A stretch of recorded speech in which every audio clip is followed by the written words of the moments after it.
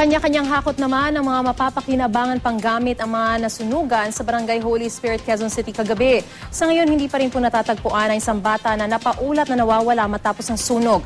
Labis naman ang pangungulila ng ama ng namatayan ng dalawang bata. May ulat on the spot si Marisol Abdurrahman. Marisol? Alam mo Maris, hindi marahil sapat itong mga luha at itong pagdadalamhati na atin nasasaksihan ngayon mismo dito sa ama ng dalawang bata nga na nasawi sa sunog kagabi, kung gaanong lungkot ang kanyang nararamdaman sa nangyari. Naiwan daw kasi ang dalawang bata kagabi bandang alas 11 dahil pinilit daw niyang mag-duty pa. Isa kasi itong volunteer dito sa barangay, itong si Danilo Mercado. At nasa ospital kasi ang kanyang asawa at napapanganak lamang. Maselan daw kasi ang kalagayan nito, hindi agad nakalabas ng ospital. 1 week na rin daw kasi silang walang kuryente, kaya naiwan daw niya na nakasindi ang kandila sa dalawang bata.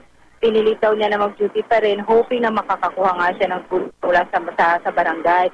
Pero 30 minutes lamang daw Maris, simula nang umalis siya sa kanilang bahay, bigla na raw siyang nakarinig ng sigaw na sunog. Dali-dali naman daw siyang tumakbo pabalik sa kanilang bahay. Pinilit ang araw niyang pumasok kahit pa napakakapala ng usok at talaga namang nasa daanan ng araw nila yung apoy.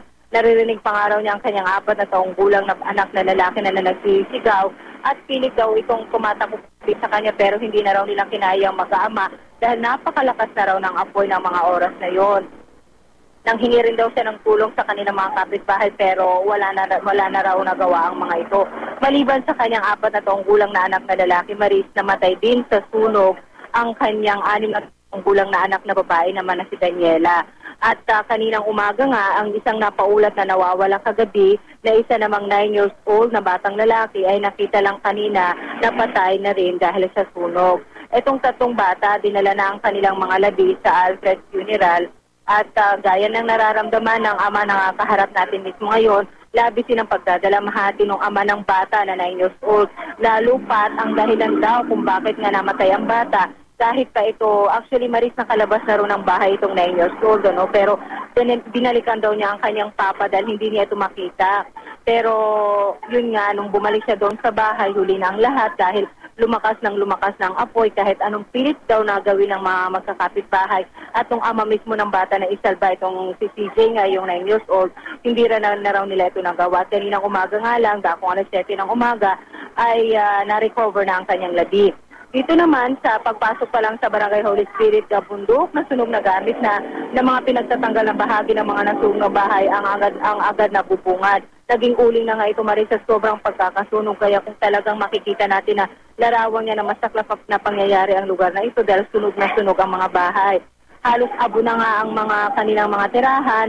Merong mga kanya-kanyang kumukuha kanina ng mga kalakal, hoping na meron pa silang mapapakinabangan doon dahil karamihan talaga lahat sa kanila, Maris, ay halos wala nang naisalbang mga gamit dahil kanya-kanya na raw sila ng takbuhan dahil napakalakas daw at talaga napakabilis ang pagkalat ng apoy kagabi.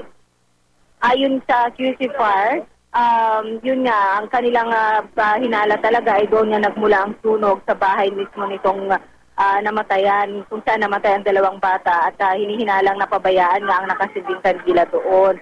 Gayunpaman, patuloy pa rin daw nilang iniimbestigahan ito kung maaaring may mga iba pang bagay na nakapagpalala pa daw doon sa sunog. Kaya nga umabot ito, Maris, sa Task Force Bravo.